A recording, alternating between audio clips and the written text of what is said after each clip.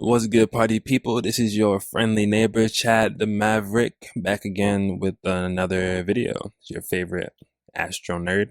Um, Back with the transit weatherman report.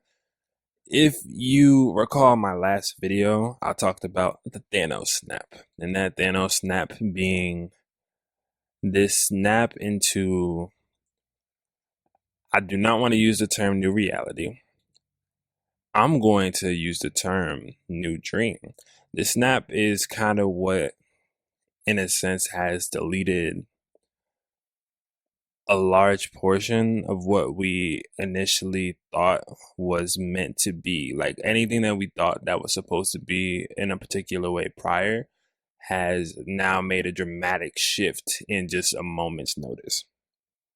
So it's one of those things where anything that was menial isn't going to be following you into this Cancer season, but anything that was actually meant to go along with you past the Sagittarius full moon is going with you amongst that. So I'm going to cover the next the last days before I actually enter into Cancer season, just to give like a really quick feedback, because now I'm in a more clear headspace than I was when I first initially did it.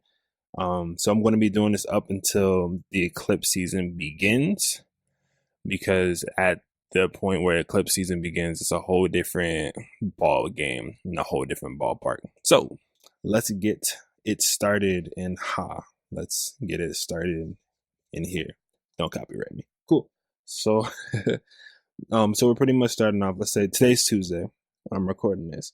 So today Mercury is conjunct Mars, Saturn sextile Neptune. I mentioned this before, but this right now is pretty much essentially where now people are really saying what's on their chest, so to speak. Which is allowing the other part of their dream to solidify. So it's a big clearing that has happened after this full moon. And for the next day, it's going to be Mercury opposite Pluto, another thing, another purge, another opposition. These words that used to be, your language is going to change on this day. The way that you impact and how you speak to other people is going to shift in a different light, because now you understand this transformation that you've gone through. And although it may be in opposition, the Mercury aspect is going to be now transformed and reignited in a lot of senses. So the way that you speak is going to start coming through way more clear. Slide stuck in my head, and it's like whatever comes through clear, and that's literally stuck in my head right now. So that's the vibe that I'm feeling from this. Mars opposition Pluto on June 20th.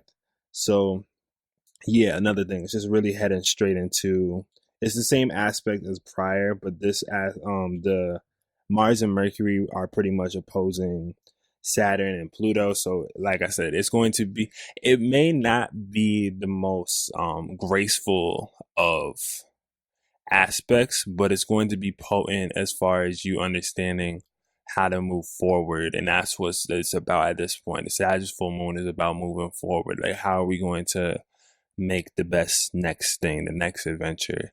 Because starting on this lovely day, June 21st, everything changes. No, I'm playing. I mean, I'm not, but I am. So let me skip over to the Cancer season section. So let's just look at this right here, because right now, where my notes at? I'm so organized, I don't know where my stuff is.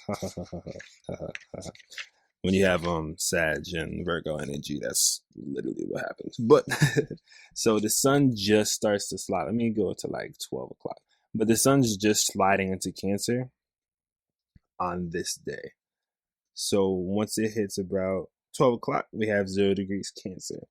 And there's no major aspect of this day. The moon's going to be in Aquarius, essentially shifting the mind frames. There's going to be a lot of downloads as it shifts into Cancer season. I've noticed that Aquarius moon is a very download oriented moon.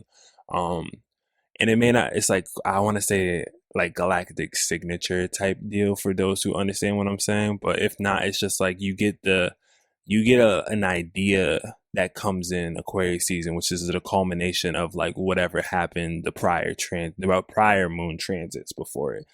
And then you release that in Pisces. But we'll talk about that right about now. So right now we have this June 22nd is when the sun is going to trine the moon in Pisces. And I kept speaking about this dream. I kept speaking about this. I'm just gonna say the word dream because it's literally the dream. Like life is but a dream is the biggest Neptune theme ever. And so this sun in Pisces is going to have us feel into it. It's going to remind us to feel, and that feelings are valid and feelings can actually solidify a future reality.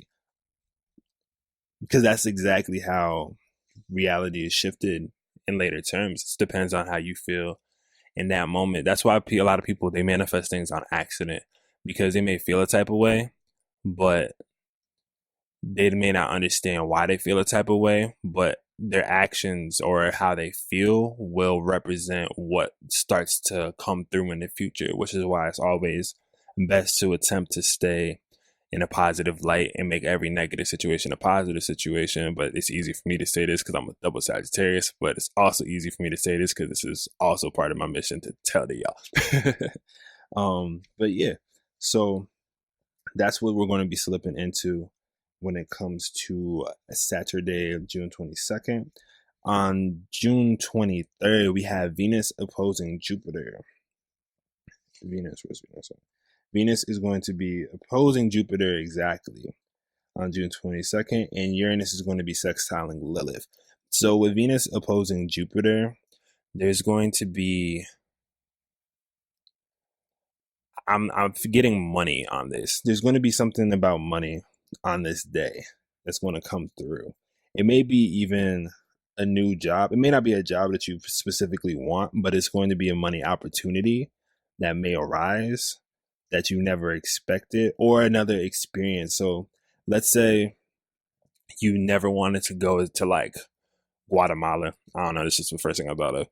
But for some reason, your cousin calls you up and is like, hey, I just got these tickets to Guatemala. I know. And you're like, I never wanted to go there. But if you take the opportunity, you're going to find this like new learning experience. So that's what I'm picking up when it comes to Venus opposing Jupiter, especially because it's in Gemini and Sagittarius. It's going to be someone coming to you with a conversation that leads you into another experience.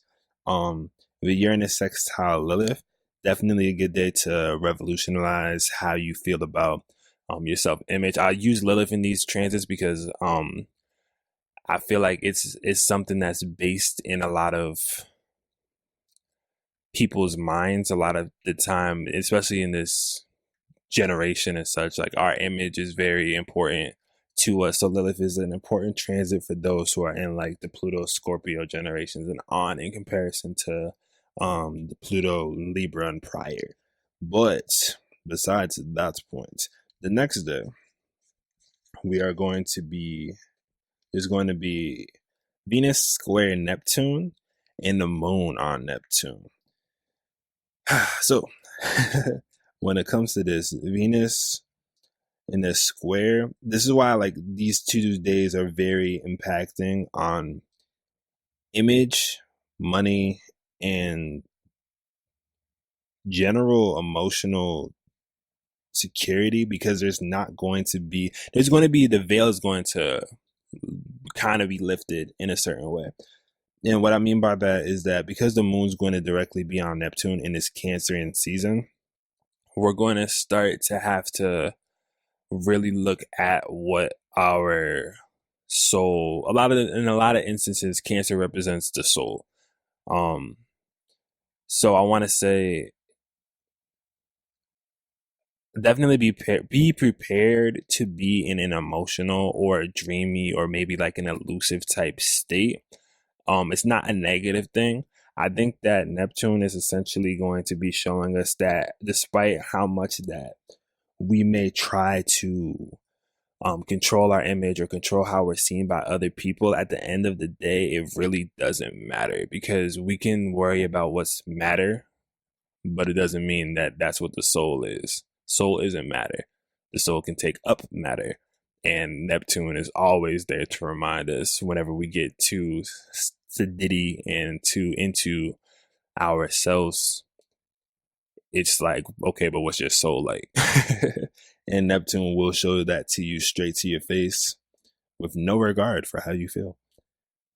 But it's a good thing though, in my opinion, just because it's shifting the gears as far as what I mentioned in the last video, as far as our like human vanity goes.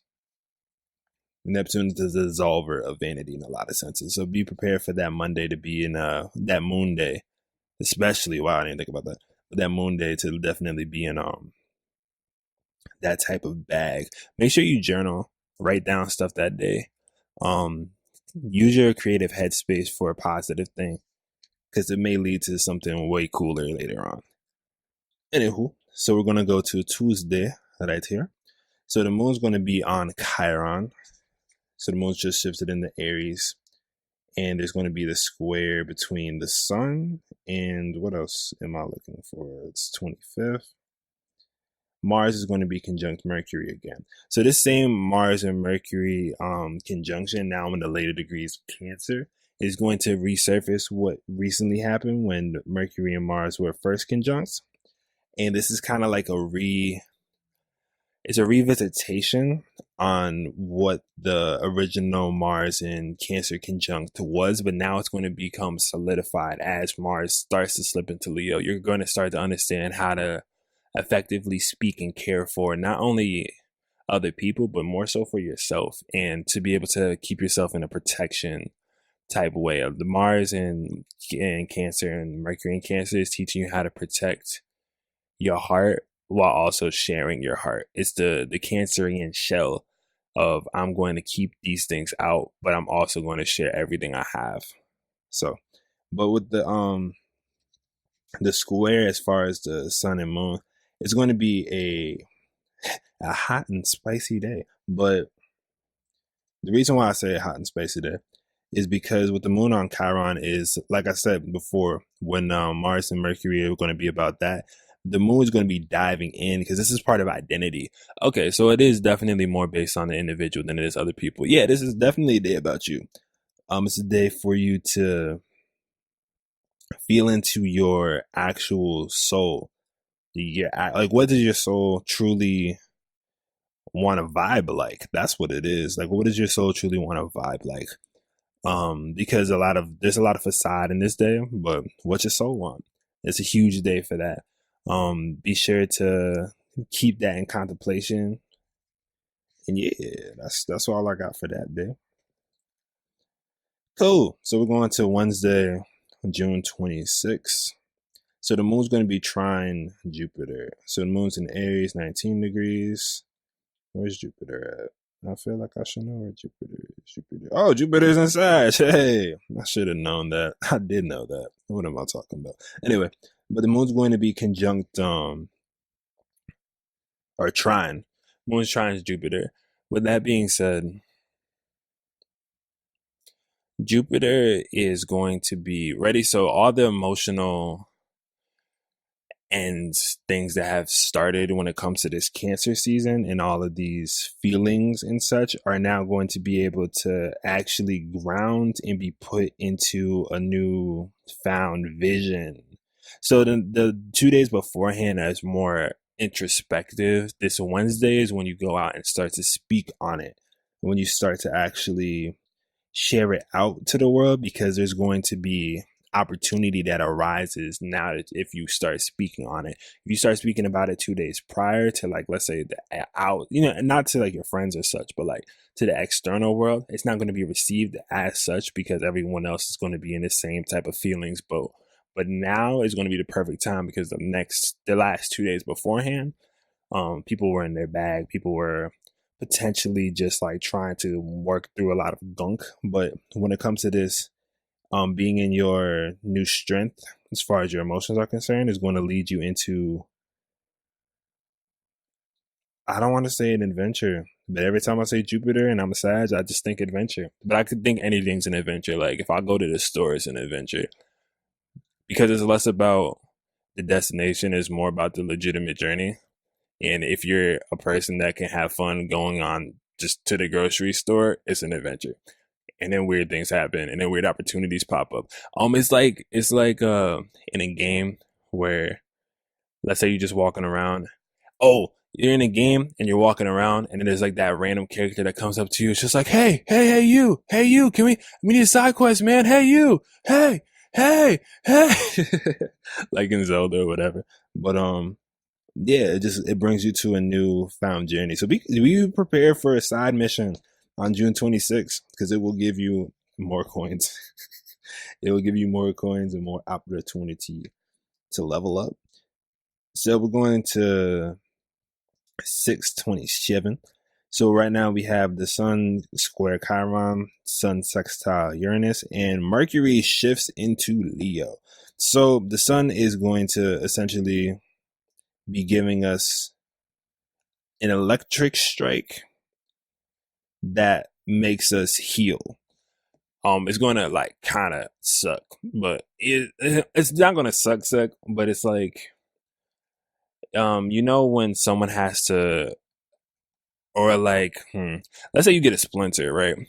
Like a really bad splinter. I think everyone's gotten a splinter or at least has seen a splinter, so it's a decent example. But it's like one of those deep splinters, and it's like underneath, and it's like, oh no. So you got to kind of go, oh, yoga flame. I need to do some yoga. Anyway, but so it's pretty much one of those situations where you have to like get through. You have to really use the tweezers. You have to get some rubbing alcohol after or whatever other natural thing. And if you know a natural thing, holla at the kid. But you know what I'm saying? And then like it hurts to get out, but it's going to heal relatively quickly. And as this thorn, okay, I'm thinking of it as a thorn. So it's like a thorn in the lion's foot. And that thorn in the lion's foot is going to finally come out. So the lion was upset, was roaring all weird, but now it's going to be like the thorn is coming out of the lion's foot. It's just taken out, and now it's your time to roar. It's your time to just go. Mercury and Leo is go time. Say it with your chest. Say it with your heart. Say it with all of that. All of this is clearing up all this beforehand, this emotional gunk that's coming up those last 6 days is literally just to prepare for Mercury and Leo. Because once Mercury and Leo's in there, you have to say everything with your chest. Like nothing you say can be small. You have to really like speak your truth, period. Like Mercury and Leo will not allow otherwise. So just be prepared for that. Prepare yourself mentally. Like Mercury and Leo, throat chakra, whatever you got to do. Say what you got to say. Which leads to the next day, which is Sun trine Lilith and Uranus conjunct Moon. Like I said, you got to say it with your chest. Sun trine Lilith, you're going to be in your bag in a great way. You're going to be like, yo, I'm the prettiest person to ever exist and nobody can F with me. And that's a beautiful feeling to be in. And if you're not in that feeling, you're going to get in that feeling. And if you think that you won't, you're going to at least stare at yourself for extra 30 seconds in the mirror like, okay, I look kind of good today. And that's what it's all about. But with Uranus conjunct the moon as well. Oh, I forgot to click the thing. My fault. I was hyped. I was in it. I started talking about Mercury and Leo. My fifth house started going off. But but when it comes to it, are you not entertained? But when it comes to it, right? So Uranus is going to be with the moon. It's going to be in Taurus, and this day, Friday, is going to launch you into a newfound foundation. But I think the best way to put it is the seed that you've planted in your mind towards what you want to appear like and towards what you want to express is going to actually bloom. So that flower that you planted unknowingly, when the Thanos snap happened, is now going to bloom. I hope I'm trying to keep these as like whatever, consecutive as possible, but whatever. Yeah. So that flower is going to start blooming when that Uranus conjunct moon hits. So Be prepared. Don't copyright me. But June 29th. Be prepared. Lion King. Look at that. Lion King's coming out. Go see Lion King when Mercury hit Leo. I think it comes out then. It probably comes out then. Disney know what they done. But um cool. June 29th.